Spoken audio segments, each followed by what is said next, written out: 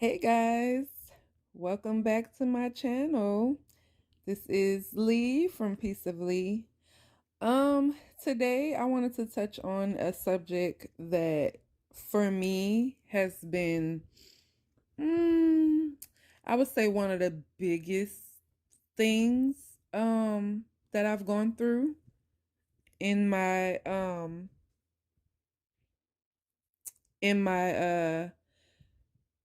marriage when it comes down to my narcissistic in-laws. Um, Today's subject is Only Boys Here, and this is the grandchild edition. I named it that. I named this podcast Only Boys Here because that's basically what my in-laws feel. Only boys here, you know. For me, I don't have any sons. I have daughters. Um,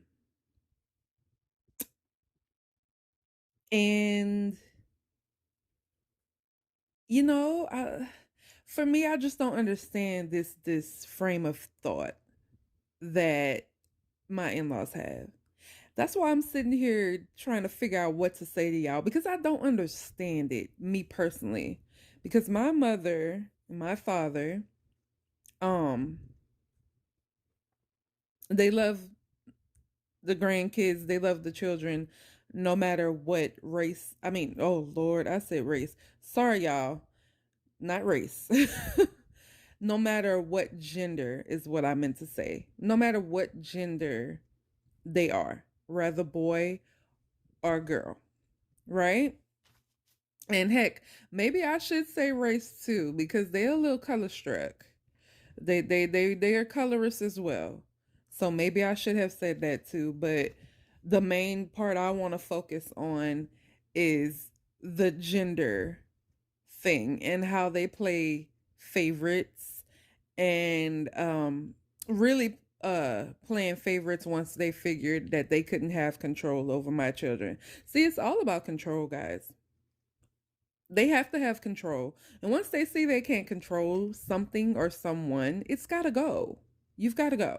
They can't they want you to go. They want you, no matter how you leave, to just, you got to go. They want to destroy you, right? So I have a quote that I like that I found, and it says, I will always love and treat my children and grandchildren equally. There's no excuse for having the totem pole of favoritism in any family. And see, I know there's a lot of families because I came up in a family that's like that as well.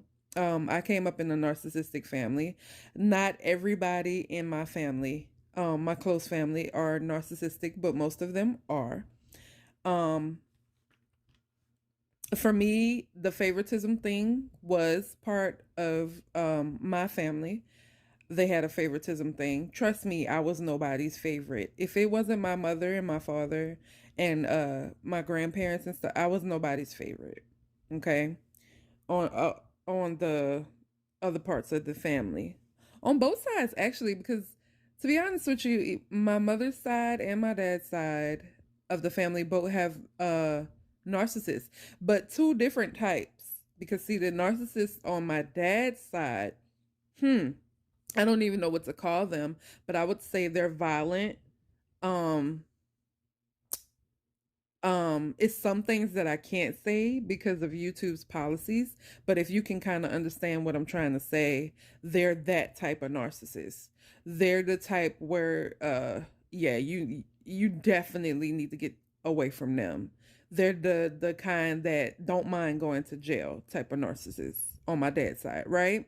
And then on my mom's side, they're the covert, um, snooty, think their crap doesn't stink type of narcissist. So I've dealt with both. And I thank God that I didn't turn into a narcissist. Because, honey, whew. But I'm grateful because my mother wasn't a narcissist and my father wasn't. So that helped to grow up in a household where there were no narcissists. That helped, groom me into the person that I am today. So my parents didn't show favoritism. Even with the grandchildren, there was no favoritism. Okay. They loved all their grandchildren.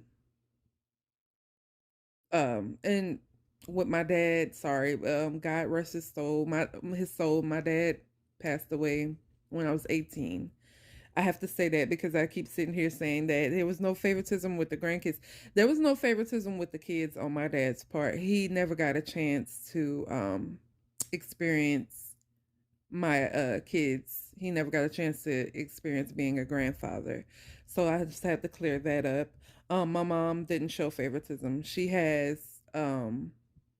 my girls as her grandkids, and she also had grandkids from her marriage. Okay. Um so there was no favoritism.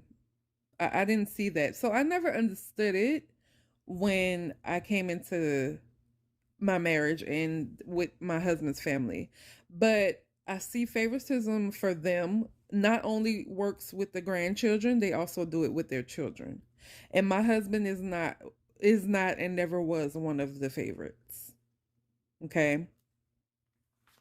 Um I'll tell you something that my husband's sister said when I first really got into the family. So she and I want to say this so you can understand. 'Cause I feel like I can tell bits and pieces. I know a lot of things I don't tell because it's not my story to tell. Um, Sorry, I have a tooth in my mouth that's really bothering me. So if it sounds like I'm talking funny, that tooth is the reason. Hold on. Trying to Okay, I took some pain medicine, so I should be fine soon, but I'm gonna get through this podcast. I don't care how much my tooth hurts. Um, so it's something that his sister said to me in the first part when I first came into the family.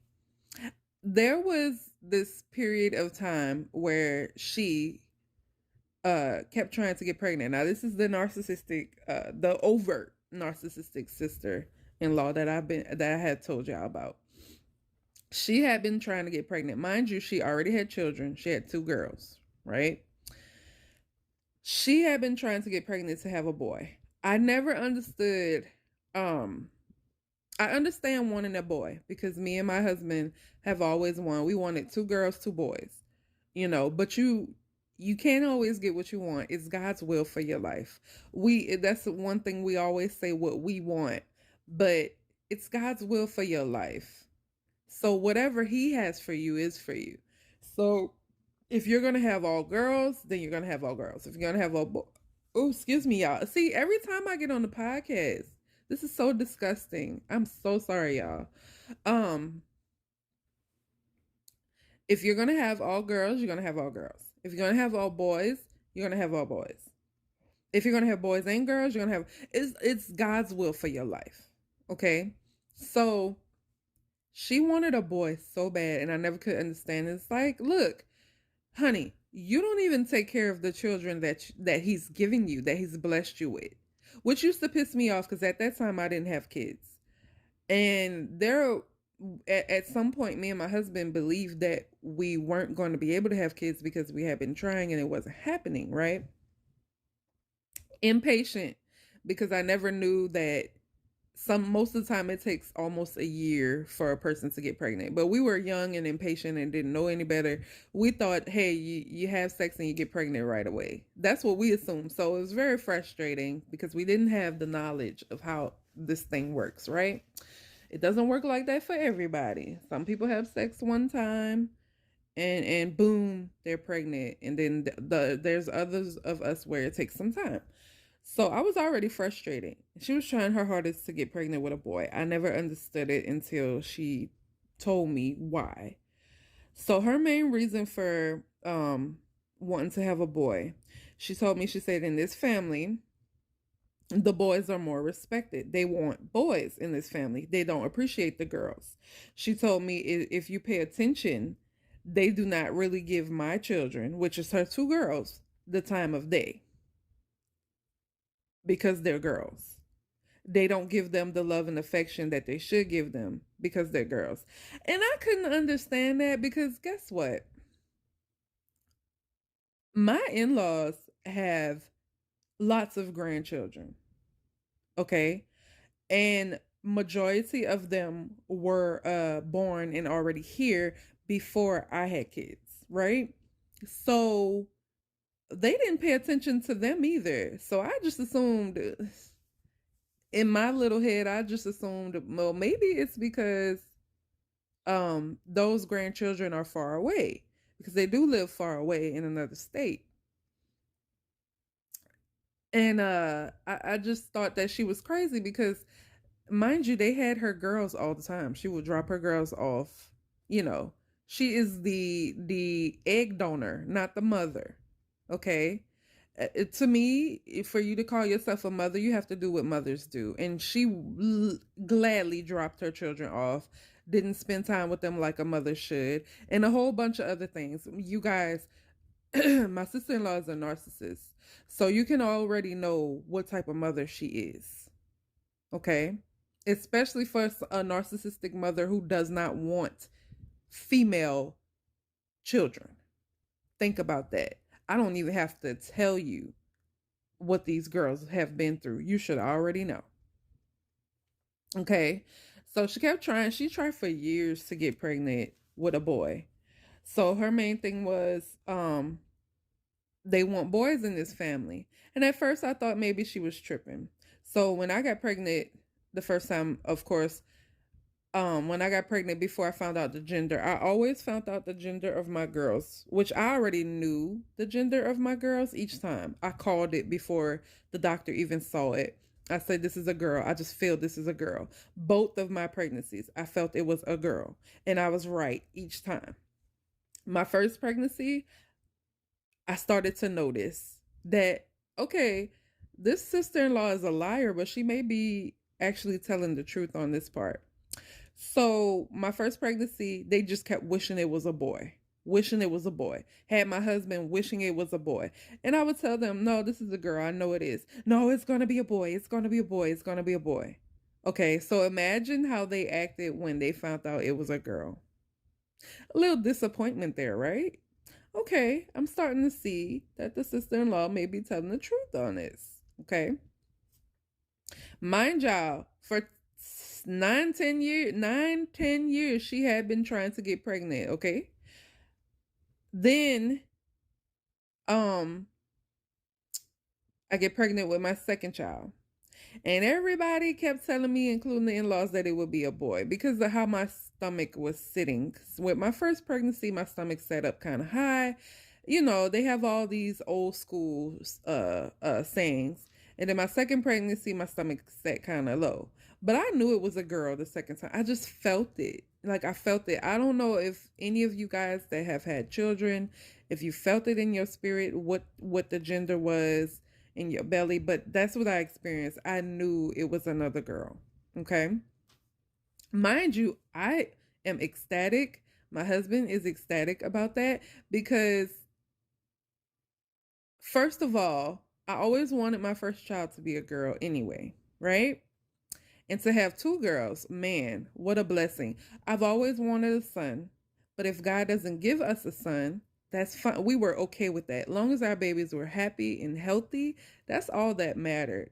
And having two girls is fun. I have my own two mini-me's.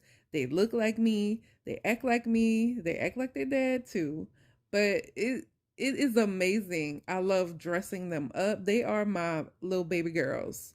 You know what I'm saying? And it's fun. And I thank God that I was able to have two girls because there are women out here that cannot have any kids.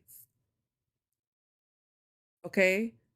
So it's a blessing. It was always a blessing for me to just be able to have kids out of my own womb. It was a blessing because there's women out here who want that and can't have it.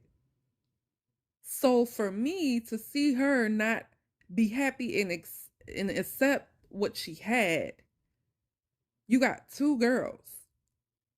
I have two girls. I am happy. You got two girls. You got two young ladies that you can take with you to get your nails done. Y'all can go out to eat. Y'all can go to the movies. You know what I'm saying? Y'all can get your hair done. Y'all can dress alike. How freaking fun is that? But she was not satisfied because that's not what she wanted. And for me, that's like slapping God in the face. You know? Children are a blessing. And I feel like that's slapping God in the face and telling him you don't want what he gave you. When there's women out here who can't even have. And to be honest with you, I've always said, I don't even know why God gave her kids because she does not deserve them. I wish he would have gave it to a woman who can't have because she don't deserve them and she don't even want them. I never understood why God gives children to women and men who don't want them, who are no good, who are not good parents, who don't care about being parents. I never understood that, but I know not to question God and what he does because he does everything for a reason. So, um, for a little while, um, they pretended like my kids were everything, right? It was bullcrap because everything they did was part of control. Pretending,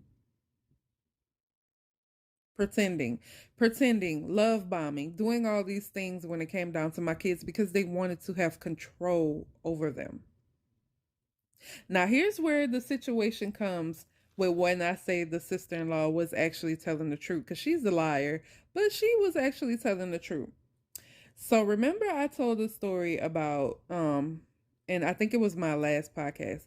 I told a story about the new sister-in-law, the new narcissistic sister-in-law, the covert narcissistic sister-in-law. Yes, I have two. I have one sister-in-law that's overt and I have one that's covert. The covert one married into the family. She winds up getting pregnant, right? The first thing they say is a boy. It's a boy. It's a boy. We know it's a boy. It's a boy. It's a boy. I'm like, why do y'all want a boy so bad? But here's where it started to get to the point where I was like, oh, the sister-in-law was telling the truth. How about that? So this sister-in-law, the new one, she gets pregnant. Of course we didn't know what it was. I think she didn't find out, and like me, she didn't find out until she was 4 or 5 months. Find out. And guess what? They found out it was a boy. Oh, honey. That's when I started to see everything turn and flip. And man, my narcissistic in laws, honey, my in laws were ecstatic, excited because it was a boy. So, my brother's sister is pissed and jealous because she's been trying for a boy for years now. And look at this girl comes in. Oh, but this is her favorite sister-in-law, right? Like I told y'all, snakes will bite snakes. Narcissists go after other narcissists. Don't think that they just come after us. They go after each other too. So she's pissed, she's jealous because God gave her what I wanted, right? And then I start seeing things. So first of all, my kids are non-existent at this point. Non-existent. They don't call and check on them. They don't do none of the stuff that they were doing before to love bomb and try to get control, which is perfectly fine because I want you to show your true colors. Sorry, y'all, this tooth. I want you to show your true colors, right? So, I started to see that the grandma-in-law, right? My husband's grandma, they started to show a lot of favoritism before the baby even got here. They bought this, they did her baby shower, they did it, which is fine. I'm not even concerned because my mom threw me a wonderful baby shower. Um, they bought her a bunch of stuff. They just for my brother-in-law and his wife, they did a lot of things for them that they never did for me and my husband. Surprise, surprise. Me and my husband are different. We won't let you control us. So of course, we're not going to do the things for you. So they did a lot for her and stuff like that because there was a boy being brought into the world. And she knew that, so she used that to her advantage. So every time I would come around, picture this. She has plenty ample time to tell her in-laws, "Thank you for buying me this and thank you for getting my unborn son this." Why would she wait until I come around to yell it out and scream it out? "Oh, thank y'all for buying this." And see, the mother-in-law would always tell on her because she'd be like, "You already thanked us for that. Why are you thanking us again?" But I knew exactly what she was doing. It was to make me jealous, right? So acting as if my kids don't exist, that started. Um my kids didn't matter. Really didn't matter from the start, right? And they really didn't matter now because a boy is coming into the world. When that little boy got here, my little nephew, when he got here, it really started to kick in, right? They really ignored my children didn't exist then. Okay? That's all they cared about was the little boy, my little nephew.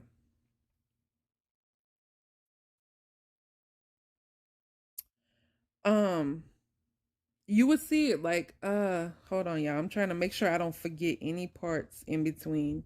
So you would see the favoritism.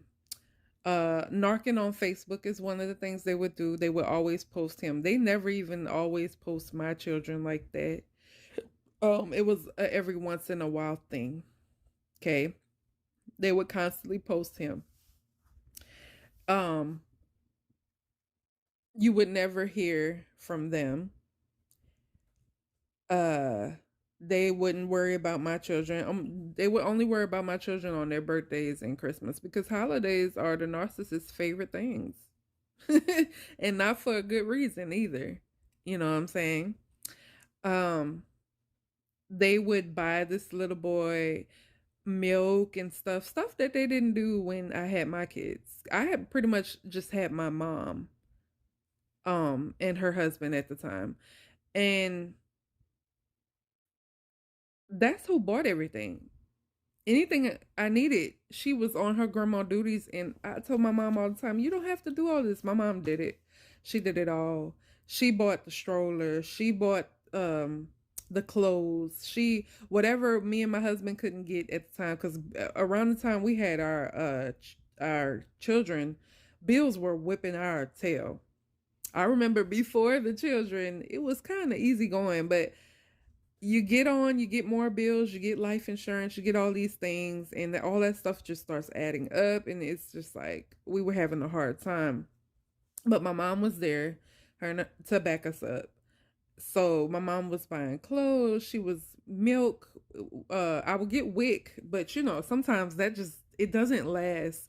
Babies eat, so it doesn't always last. So my mom will buy more milk. My mom was a big help. What did they help me with? Nothing. Nothing. They bought my baby some clothes every once in a while. That was for birthdays. My children, that was for birthdays. Nothing just out of the blue like they were doing for the new baby, the little boy. That's all they cared about. And it got so bad that they wanted my own husband to put our children on the back burner to come in and take care of a child that wasn't his.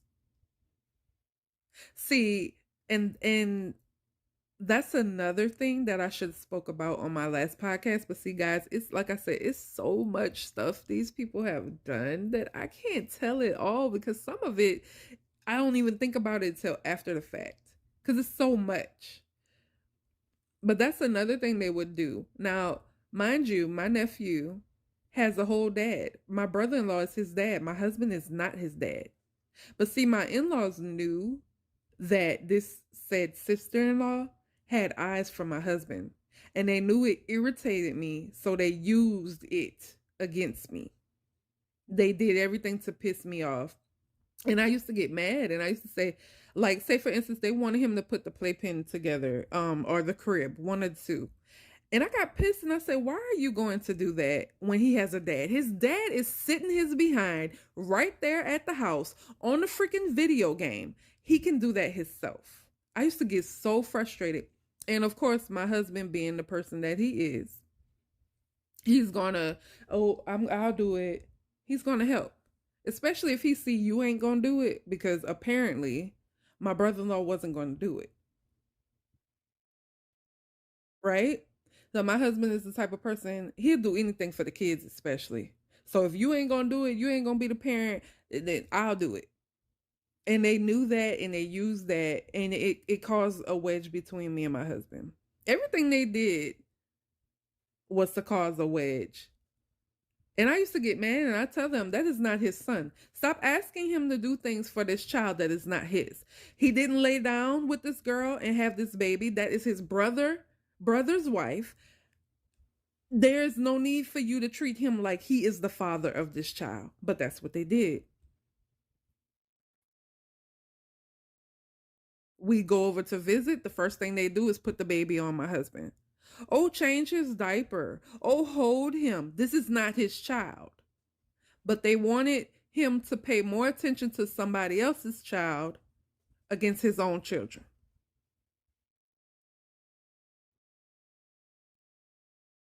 Everything. Christmas time, we're at our house spending time with our children.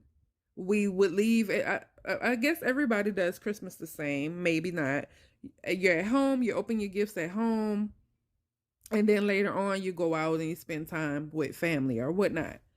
So that's what we would do. Why are you calling my husband while we're at home to tell him, hey, come over and put this toy together for the nephew? Why? That's not his child. You want him to leave his children to go tend to a child that's not his. Now, come on, y'all. So, oh Lord, yeah, it was always something. It was always something. This just putting the baby off because, of course, they want boys. That's all they want. So my children were put on the back burner. They were always put on the back burner. They were always not loved. That is exactly why we are no contact. I refuse to have them around my children. You will not show favorites in front of my children. You will not hurt my children in that matter. I have been there and family members have did that to me. I know how that feels and I know how it affects you. You will not do that to my children. My children deserve love and deserve to be treated fairly, and that's why the only grandparents they had that were in their life was my mother and her husband. And that's just the way that it was. Because my mom didn't play favoritisms. When she bought stuff, they both got. If she found something for one, she finds something for the other. She would never come to the house or because my mom came to my house almost all the time because she knew a little bit of what was going on and what I was going through. And she knew how it was affecting me. Like I said, my mom didn't know everything that I was going through because of the type of mother she is. I didn't want her to go to these people or anything to happen that might cause my mother or I to go to jail, because that's what would have happened. These people bring you to, they will get you there. And I didn't want nobody disrespecting my mother because I know my mother she's the type that will go off about her child and her grandchildren. And I'm the type, if you disrespect my mother and talk to my mother crazy, we're going to have an issue. So a lot of things I kept from my mom on purpose just to kind of keep peace, not realizing that that does not keep the peace because it was me causing more problems on myself because I was putting this stuff down in my belly thinking I'm keeping the peace by not saying anything, and that's not how that works. So, yeah, she was the only grandparent that actually cared about my kids, her and her husband. And of course, my mother-in-law would use that as well, right? So, yeah, all they cared about was the little boy. So down the line, and it used to make me mad because, like I said, the sister-in-law would always make sure that she lets me know what they're doing for this little boy. Okay. They, my in-laws raised this, and still are to this day. I guarantee you that they raised this little boy from a baby on up to how old he is now. They raised him. They stayed up. Oh, can you tell me why would a mother-in-law stay up all night while you sleep? And not because you're tired, just because you don't want to be a mom. You just had a baby on purpose to hold on to your husband, right? Because if you wanted to be a mom, they wouldn't have your son all the time. Feeding him, taking care of him, staying up in the middle of the night while you sleep and taking care. I mean, I didn't, after a while, I told my husband, I think your parents are the parents of that little boy. Because they always have him. And the sister-in-law always made sure that when we came around, because see, she had a jealousy thing too. When it came down to my children, she wanted her child first. Her child will always be first. So when my children came around, she would do this thing where she would take her son and make sure she puts her son in my mother-in-law's arms. Then she can't focus on my children. Then she can't pay attention to my children when they're talking because she's got to pay attention to my baby. It was always about her son, my son. I have got into it with her many times of that, about that. Your son was not the first grandchild. My children are not the first grandchildren. But I see you for what you're doing. I see what you're. I'm not doing anything. I don't know what you're talking about. It's just the little things, like just saying what they did, and she know that they would buy a ton of stuff for this little boy for Christmas. They would buy my kids stuff, a little bit of stuff, and buy this little boy extra stuff. And she made sure that I knew about it because she knew it would piss me off.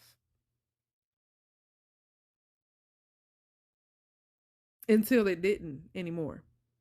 Until I got to the point where I was like, you know what, honey, I don't care. My mother does above and beyond. She's a wonderful grandparent.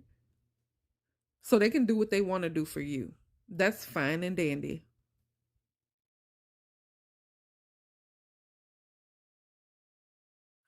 So, yeah, they pretty much had control over that little boy. They had control over him. They still do. And the funny part is the sister-in-law will get angry whenever they say, you can't do this with him. Well, that's my son. Well, honey, and I've told her this before. You think it's fun and games to try to upset me about what they're doing for your child, but look here. I have full control over my children, and they know that. You messed up when you decided I'm going to have this baby, but I'm going to let them raise them because I don't feel like being a mother. Because now they feel like they control your son completely. So when she would say, I'm doing this with my son, they would say, no, you're not. My son needs to go to bed. He don't have to go to bed. But I'm his mother. Oh well. Why? Because you let them have control, sweetie. You know? She let them have control. And that's all they wanted. They wanted that with my kids. It wasn't happening. You don't control nothing over this way. These are my children. I laid on the table and birthed them. I carried them for 9 months. These are my children. And you will not sink your claws into them.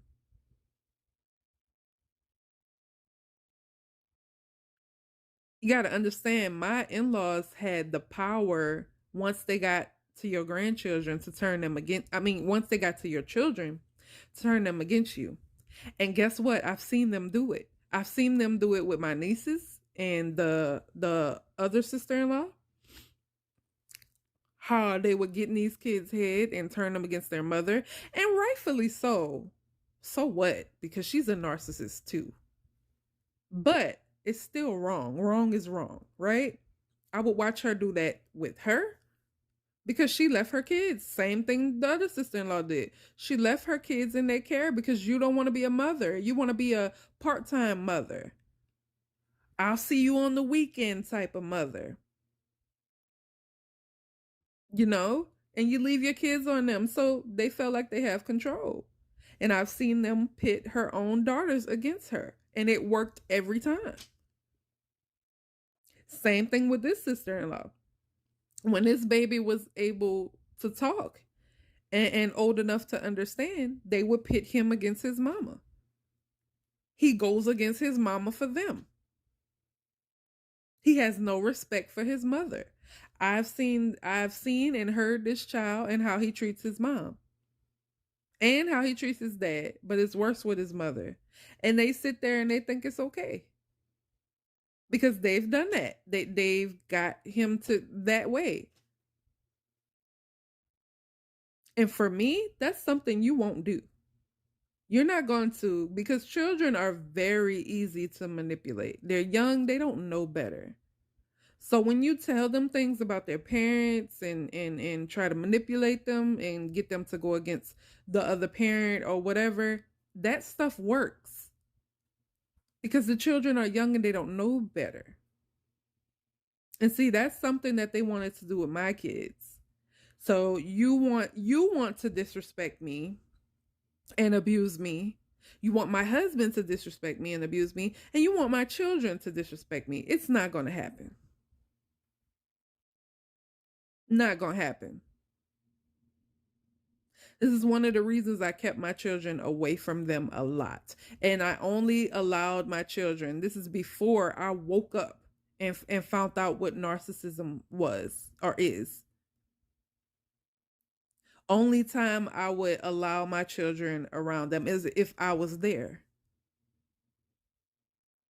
Because for me, that was my toxic thing. I had to be in control.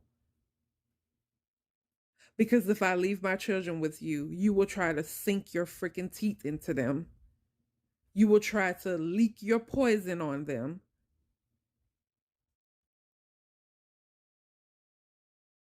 You will try to get my children to turn against me. Okay? So for me, that was my control. I couldn't leave them with my kids. You don't treat my kids right. And that's another thing. When this little boy got older, and see, my kids already know, and I haven't taught them this, but it's already instilled in them. They're very careful with their younger cousins and stuff like that. So they would let him get away. Mind you, this little boy is bad. I don't know if it's all little boys, but oh my goodness. Cute, very cute, right? Cutest little thing, but bad as I don't know what. So they would be playing with him. Because I remember one time, and this has happened a lot of times until I got tired of it. I'm like, you know what?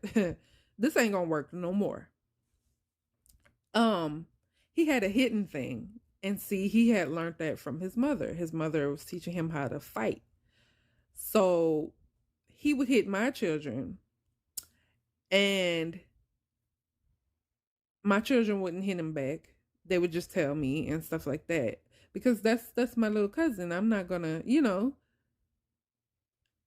And this lady, the mother-in-law, I would tell her, no, you need to stop him from hitting because my kids are not gonna hit him back. But one day they are. One day he's gonna get bigger and they're gonna wind up hitting him back. I'm not gonna let any child put their hands on. That is still considered abuse. Oh, he's young, he doesn't know any better. Oh, he knows better. This is being taught to him. So it's one time I was sitting upstairs with her at her house, and the kids were up there. Like I said, I couldn't leave her with my children. She's on the phone.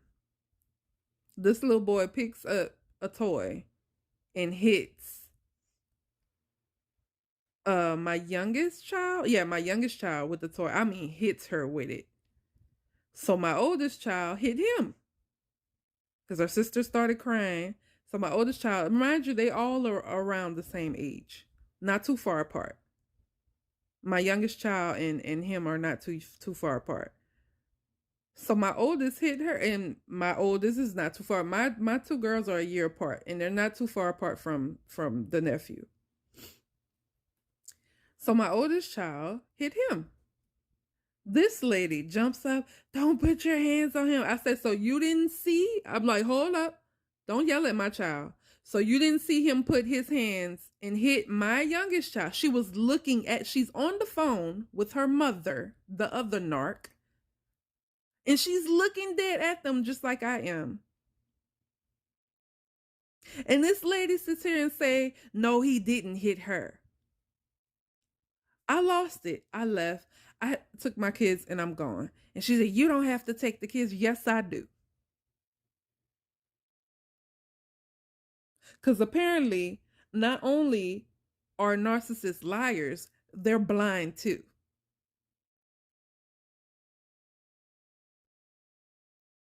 And see, that's when I really started becoming protective over my kids. So, say for instance, a little nephew would have because I wasn't angry at my little nephew. He's being taught these things. He does, you know what I'm saying?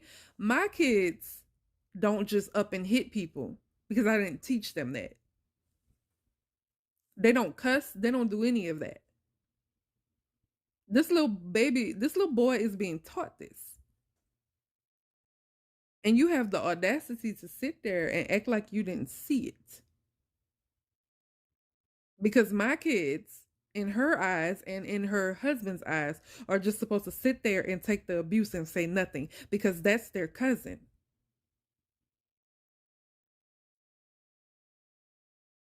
After that, I really started to really control and protect on my kids, like real talk. Birthday parties, if the little nephew had a birthday party, yeah, we're gonna go because he loves his cousins, even though he can't get along with them because he's being taught these things. We're gonna go, but they're not going by themselves. I'm coming because I have to keep watch. Because if I'm not around, you're gonna allow things to happen to my children, which would not be the first grandchildren that they've allowed things to happen to. Because guess what? My nieces that I told you about, things have happened to them. And they've done nothing but turn their cheek and act like they didn't see. And I'm not talking about little stuff. I'm talking about abuse and all before I even came into the damn family. So this is what they do, y'all. This is what my narcissistic in-laws do. They will watch. They are not great grandparents. They're not good parents. They will watch things happen to their children and yours and turn a blind eye, act like they didn't see nothing. But the funny part is, my father-in-law has a placard on his wall that says he serves to protect. Serves to protect who, honey? Who? Who are we serving to protect? Because it surely ain't the children. I can't tell y'all how many times I wanted to take that placard and make it disappear. But I always knew that they knew it would be me because, of course, I'm the rebellious one. The only child I've ever seen, and she's not even a child, she's a damn adult. The only person I've ever seen my father in law protect was his narcissistic daughter. One of them, because he has plenty children. But she's the only one he chooses to protect.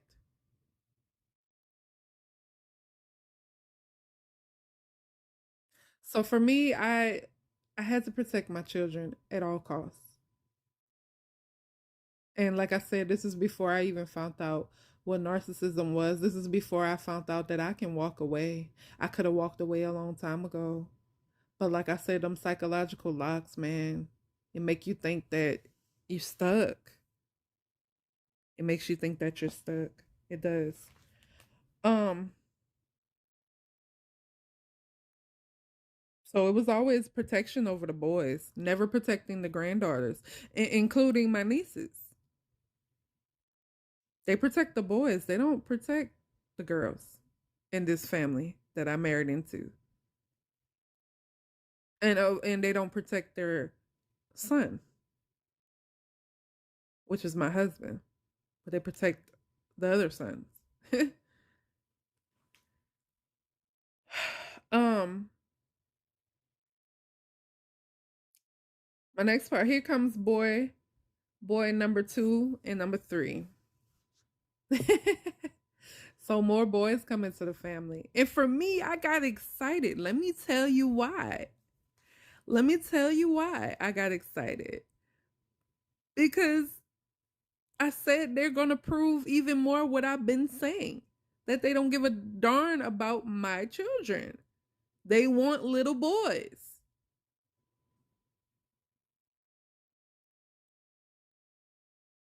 This is when stuff started to change in my life, y'all. When these little boys started to appear in the family. That's when my awakening started to happen. That's when my change started to happen. That's when I feel God has started moving around in my life. Because I had been praying for years to get me out of this, and it wasn't happening. Part of my fault. I can't say that. I'll never say that that's God's fault, because it's not his fault. I chose to stay. I had ample time to get away, but I chose to stay. I chose not to listen to God when he told me to walk away the first 2 times. The third time, the fourth time, the fifth time. I had to learn a lot and go through a lot because I wasn't listening to my father, God, when he said, you can leave this. This is not what I wanted for you. But I stayed, and I endured a lot of emotional abuse and other abuse, verbal abuse, all types of abuse except physical. That's the one abuse that I didn't go through, was physical. Nobody put their hands on me. And thank God for that.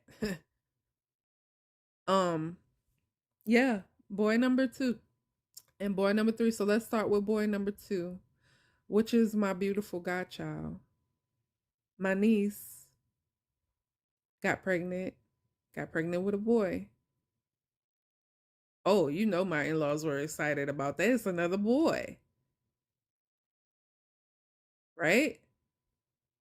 They were excited about that so much that they tried, and so did her mother, tried their hardest to stop me and my husband.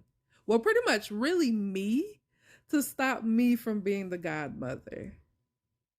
They tried everything that they could to keep me away from that little boy. And y'all, I'm smiling while I think about him, because he is, oh my gosh, he is amazing, you know. And my niece always say, "Well, I know you didn't have a boy of your own, so I'll give you mine." I say, "Well, the good part is I get to send them back." I get to send him back, but he is, man, he made me want more kids. Just the joy of being a mother, and then on top of that, the joy of being a godmom is amazing, right? So here comes this little bundle of joy. I was there when he was born. I was in the room. Her mom tried to stop that. Now, mind you, around that time, her and her mother weren't even talking. Her mother had done some dirty stuff to her. Her mother had been trying her damnness to keep me away from her, and that's a story for another time. I just want to focus on my godson. They tried their hardest. Everybody disrespected me except the father-in-law. Sometimes narcissists want to act right for a period of time. It's called the love bombing stage, and it's done on purpose.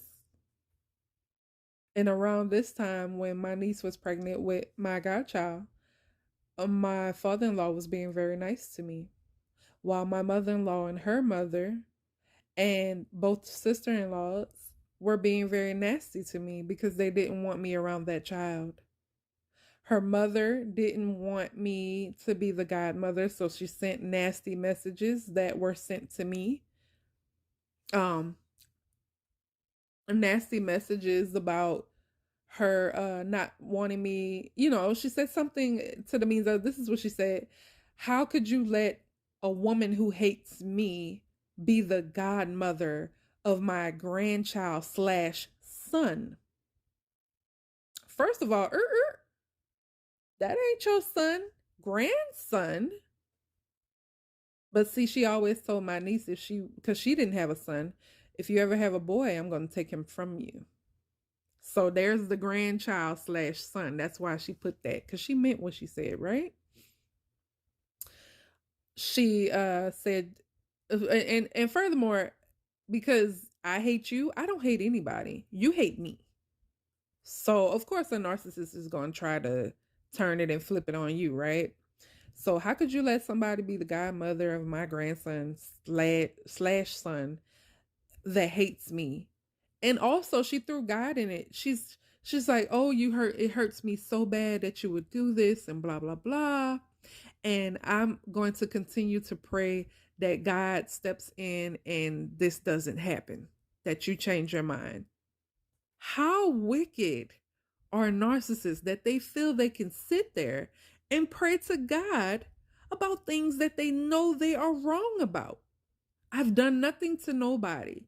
I've been very close with my niece. I've always been there for her.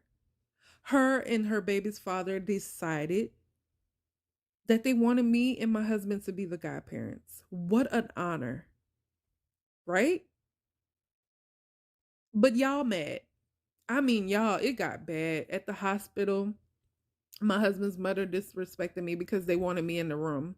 She kept leaving the room. I already know what she was doing. She was calling my niece's mother on the phone and telling her things that were happening. That is how her mother found out that I was in the room when the baby was born. It's just a whole bunch of mess, right? My mother-in-law got mad at me and was nasty towards me because I stayed in the room. See, she wanted to stay in the room, right? After my niece had her baby, she was really doped up and stuff. So she didn't know a lot of things that was going on, because my niece is the type where if she see you being disrespectful, she don't mind coming out the mouth. Like, her mom has raised her to be that way. She don't mind coming out the mouth and telling you get out or whatever. You know what I'm saying? I remember when we were in the room and they were taking her to her room, because there's a room where you have the baby, and then there's the room, I guess you want to call it the recovery room or whatever. My husband's grandma comes in and she says to my niece, she looks at me, rolls her eyes. Now my mother-in-law's in there too. This is her mother. The two narcs. She comes in and she looks at me, rolls her eyes. They didn't even say hello. She looks at my niece and she says, you should have had your mom in here. You should have had your mom in here to be here for the baby's birth. Y'all, I could feel my blood boiling because I wanted to snap, but I couldn't. I had just witnessed the birth of my godchild, and my niece almost bled out. So imagine me going through that.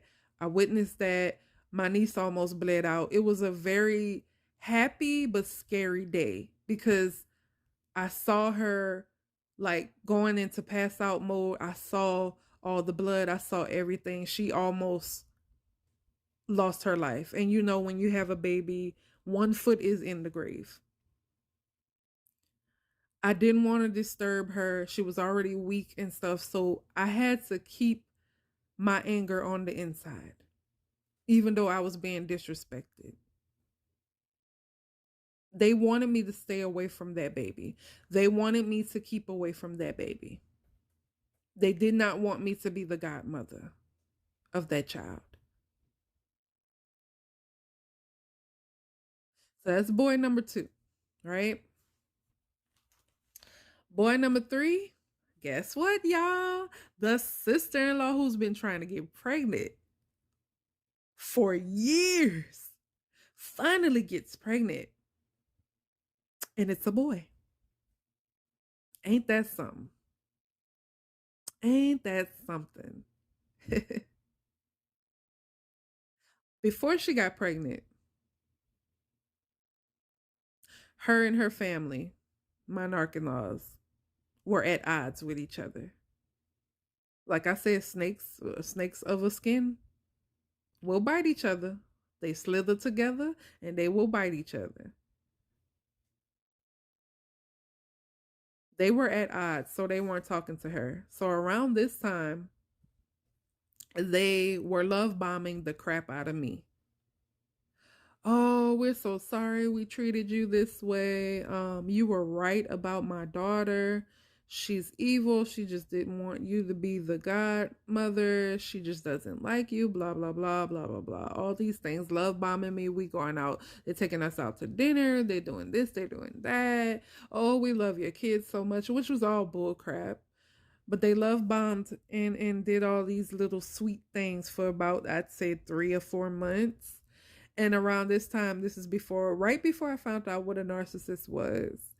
And so I fell for it. I did, guys. I fell for it because I was like, well, finally, they're treating me and my family like we exist. Finally, they're showing us love. You know, finally.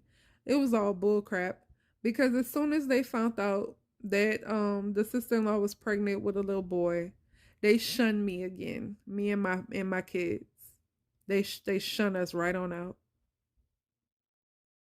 It was back to the regular programming.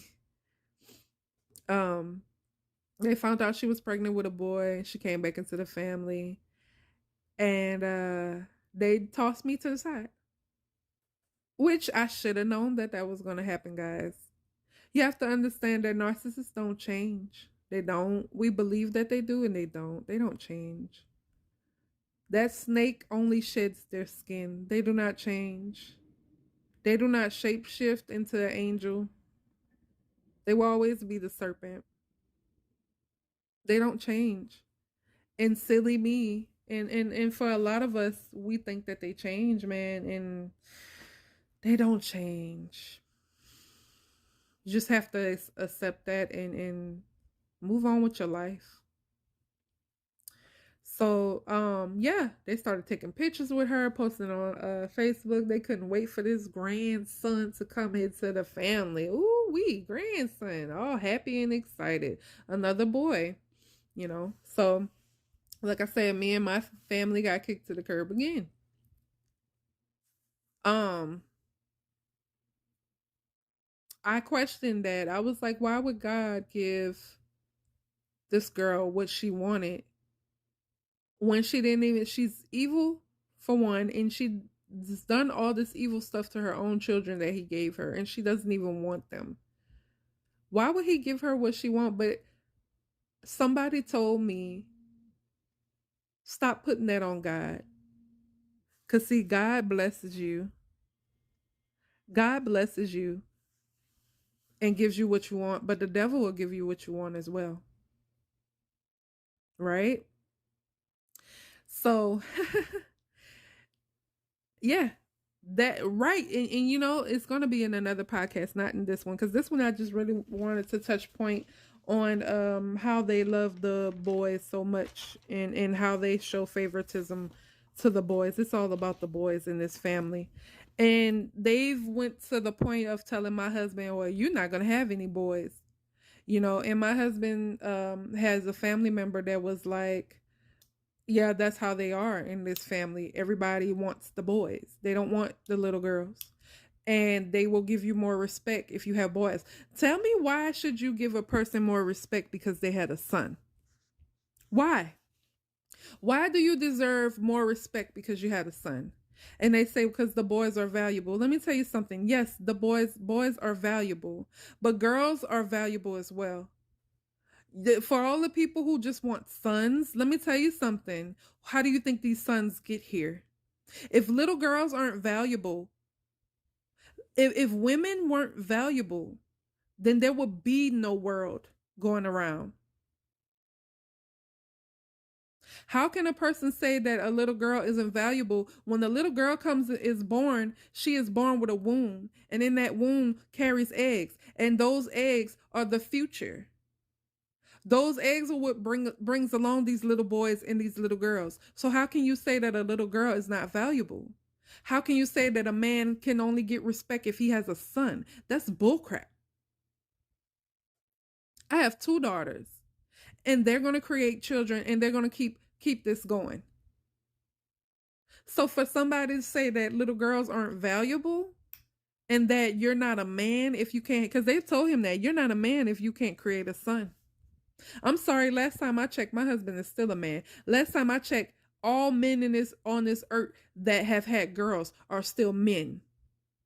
There's men that I know out here that have 4 daughters, 6 daughters, never had a son. They're still a man. The gender of your children does not depict who you are. The gender of your children does not make you a man, does not make you valuable. But in my narcissistic family of in-laws, they believe that you're not valuable, one, if you can't have a son. Talking about the females, they don't believe any woman that is valuable that can't push out a son. So to them, I was already not valuable. But because I can't have, or did not have, because I'm still young, I can still have children. Because I did not have a son, or they assume that I never will have a son, I'm not valuable. I'm not anything. I'm crap, right? And because my husband couldn't bear a son, I hope I'm saying that right, because my husband couldn't, I don't know, bear a son, whatever, have a son, he's not valuable. He's not a man. This is the foolishness, y'all. I watched my brother's sister be so excited that she had a son because now her daddy is going to give her attention. Now her daddy is going to give her attention because she had a son. And he does. He gives that little boy all the attention in the world. And that's sad. It's pitiful.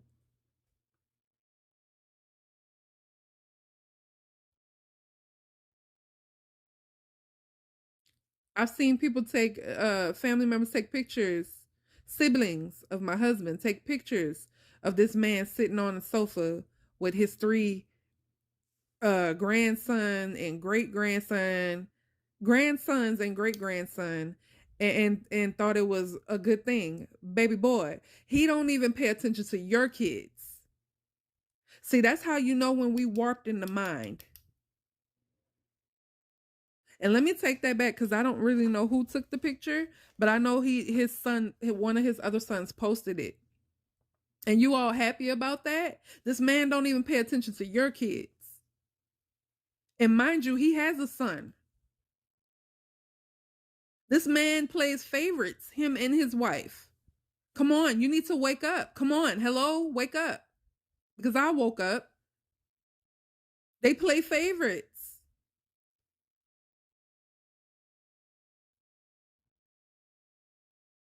One of his daughters, she has kids. She's got sons and she got daughters. A daughter. He give them kids no mind. All of the grandkids that this man has, I've never seen him go out the way for none of them, except the ones that come from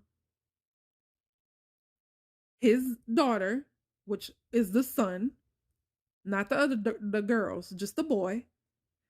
His great grandson and his other grandson from my husband's brother. That is who he pays attention to. It's like, when are we going to wake up? And I said this to my husband a million times. When are your siblings going to wake up and realize what's happening? Or do they not care? Because as long as they are in their good graces, that's all that matters, right? No. I refuse to deal with people who treat my children like they're non-existent just because I'm in your good graces. No. If my children are non-existent to you, you can't treat my children fairly, you showing favoritism, then just like my children won't be in your life, neither will I. It just baffles me how people are. My husband comes from a very dysfunctional, toxic, narcissistic family, and so do I. But I wasn't really educated on the things when it comes down to my family. I was young, and to me, the stuff they were doing was just stupid and petty. I didn't know that it's a whole book. I didn't know that until I married into a narcissistic family.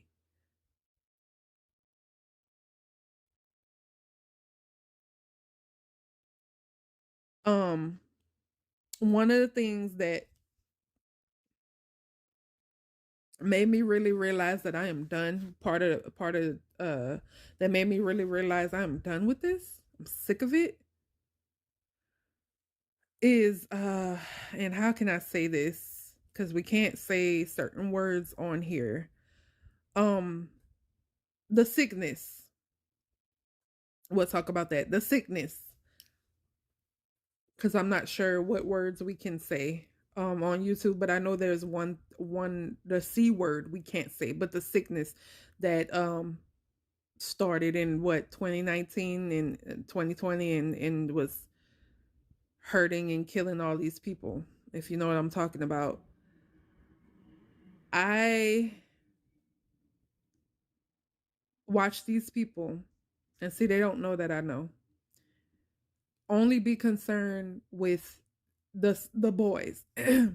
Not once did they ever call. And everybody who knows me knows that um my children have very weak immune systems. Well, they did back then. Their immune systems are good now because I've done everything that the doctor told me to do to boost their immune system. So every day I make sure they get the vitamins and everything they need to keep their immune systems boosted. But back then, before I knew all these things to do, my kids' immune systems are very weak. And there's a reason why their immune systems are very weak, and it has to do with their dad. But that's a subject for another time.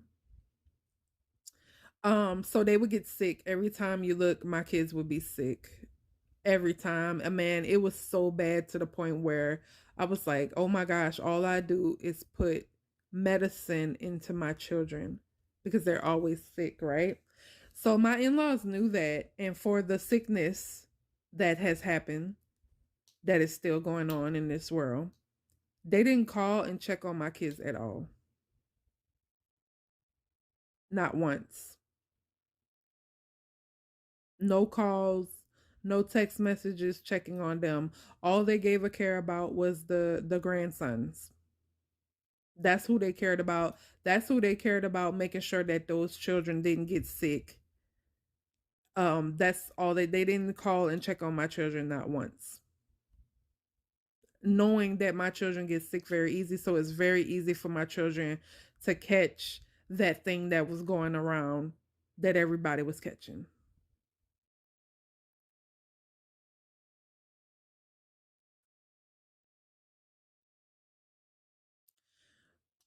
So that's when I really started realizing, yeah, it's time to be done. This is right before my spiritual awakening. This is right before I decided to go no contact. Right when I had had enough and couldn't take anymore. My niece, another thing, my niece used to get so mad because, like I said, my niece and I are or were very close, and she would come over with the baby, and because that's my godchild.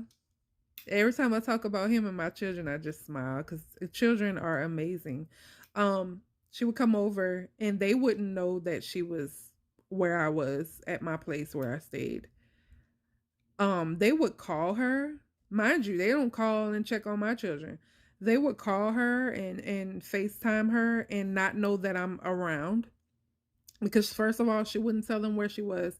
And second of all, she would make sure when they number popped up or whatever, that she would tell me, be quiet, auntie, that's them. So I would be quiet, but I would be listening.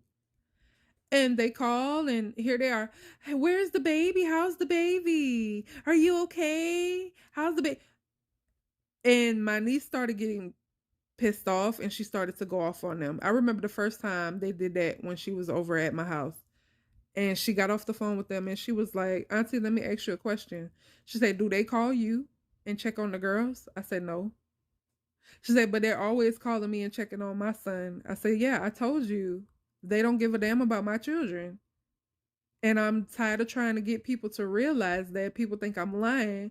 No, I'm telling the truth. They don't give a damn about my children.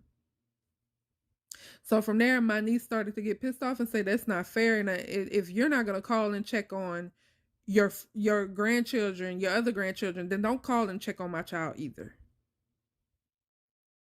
And she would say, well, Auntie, I show hate, she said, I sure would have saw this if I had a girl first.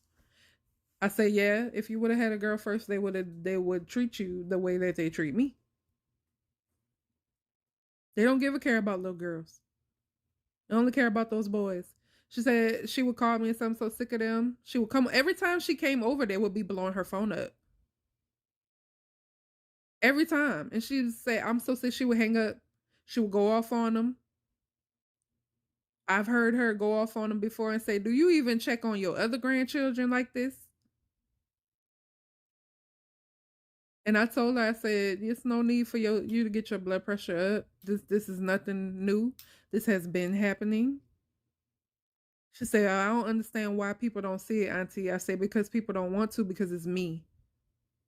All they flying monkeys and all the other narcissists of the family, they don't care because it's me. They don't like me.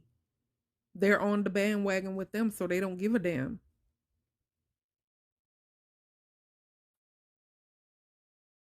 So, you guys, it's sad, but at the end of the day, I'm very grateful for it because it helped me get. I don't want people in my children's life that are no good for them. So this helped me really with making the decision to go no contact. This is one of the things that helped me. Y'all don't give a damn about my kids. I'm not bringing my kids around you.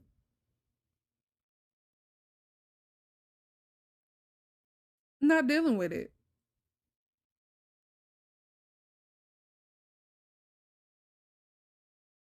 And it's a lot of things that I know that go on, that went on, that they don't know I know about.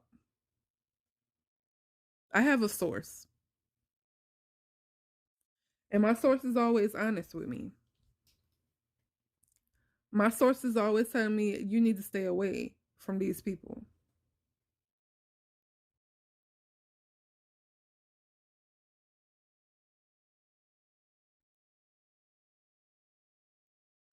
I am, like I said, I'm never going to understand this love for little boys when you should love any gender of a grandchild. For me, I can't wait to the day I'm not rushing it, but I can't wait to the day that I become a grandmother. I don't care if it's boys, girls, whatever. Long as those babies are healthy, that's all that matters. I am excited to one day in my life be a grandmother because I saw how my mom was excited when she became a grandmother. The love, it's different being a grandmother from what I hear. And one day I'll be able to experience that. And God willing, I will still be here to experience that. So for me, guys, one of the best decisions I ever made was to go no contact with my in-laws. There is no people would say all the time, well, can you try again? And maybe there's just it's just a misunderstanding. There is no misunderstanding. My in-laws hate my guts. Okay. They don't care about my children. They don't care about my husband. They pretend like they care about him because they want to get their claws on him and control him like they've been doing his entire life before I came along. These people do not care. They don't care about me. They don't, for me, you don't have to keep biting me in my ass for me. Oh, sorry, y'all. You don't have to keep biting me in my behind for me to know that you don't like me. These people have proved countless times over these years that they do not care about me, they don't like me. They used me, they abused me, they've lied on me, they smear my name all over the place. They don't have to keep proving to me that they. So I went no contact, guys. And you can go no contact. Don't let nobody tell you, oh, that's your family, so you can't do that. Yes, you can. God does not want you to be sitting there in a marriage, in a relationship, in a family, around people that treat you like crap every chance they get, that love bomb you when they're trying to get control and manipulation. That's not what God wants for you, guys. I know that's not what God wants for you. You have the divine right to protect yourself and to protect your children if you have children. I chose to put myself and my children first. And from there, my husband chose to put me and his children first after God.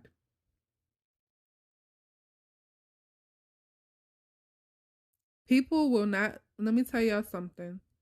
I come on here to share my story with people because I know it's somebody or somebody's out there going through the things that I have been through. I share my story to let you know that you can get out of this. I share my story to let you know that there's a better life on the other side. It's not going to be easy. It's going to be hard at first, but it gets better. And before you know it, it's like a second skin. I have no desire to talk to my in-laws ever again. I have no desire to see them. I have no desire to hear them with their fake apologies, their faux apologies. There's no desire in me, and I thank God, because there used to be a desire in me to give them second chances and to try again. There's no desire in me for that because I know better now. So tell me, how many times does a person have to bite you in your behind for you to get it? These people have tried to damage me every way that they could, make me feel like I'm worthless. And even with this, using me being a mother of girls and not being able to have a son. And like I said, they don't know what God's plans are for me. I can still have children. I might still have a son one day. And maybe God knew that He didn't want to give us a son until we were away from these people, until we went no contact and took control over our lives. But even if He doesn't have a son in the plans for me, I can adopt a son, right? I can still be a mother no matter what they think. I can still have a son no matter what they think. But even if we were to get pregnant later on in life and we have another girl, what's wrong with that? That's another little girl for me to another little mini me for me to dress up like a doll and to teach how to be a good woman.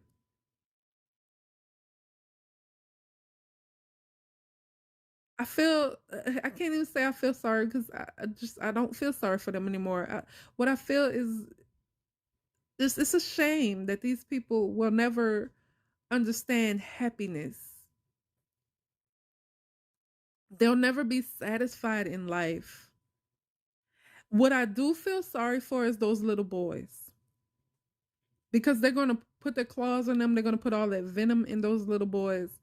And I pray, those little boys are growing up in toxicity.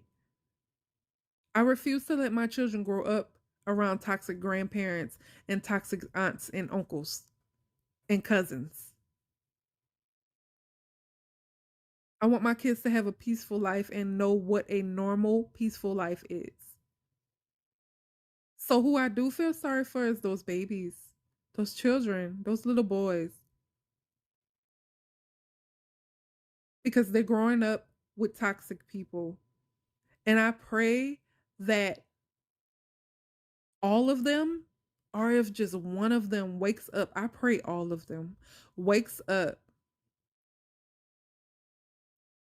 one day and realizes that this is not right and I'm not dealing with this. And they go and live a happy, healthy life away from the toxicness. Because these people are not going to change. I pray all the time that my niece will keep my godchild away from toxic stuff, but I can't do that for her. She has to do that on her own. She has to open her eyes. She has to wake up and say, you know what? I don't want this toxicness around my child. Because, yes, she still has her narcissistic mother in her life and around her child.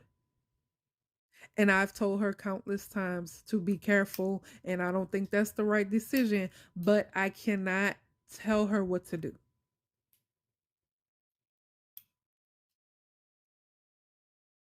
I just pray that she wakes up one day.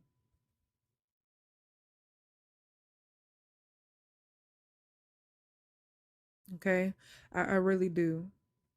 I really do. And I pray for those little boys. But I don't want to keep y'all much longer. I just wanted to talk to you about this situation. The favoritism thing is big in a lot of families. And favoritism causes a lot of problems within a child because children are smart. Okay. They're not blind and they're not dumb. They can see when you're showing favoritism to other kids. Even as a parent, favoritism is a thing. And when you do that to your children, you cause problems. Then when they get older, they start fighting each other because of your favoritism, what you've done. Same thing with grandchildren. They start fighting each other because that's what was happening with my kids and the nephew. When he got older, he's old enough to talk and to understand. It's a lot of fighting. And that little boy would say to my kids a lot, that's my grandma. That's my grandpa. He did not want to share his grandparents. And you think they would stop him from saying that? No, they wanted my children to hear that. That's my grandma. That's my grandpa. I mean, he knows that that is the truth because they don't care about his cousins. I mean, you got this venom sinking into a child. So yeah, guys.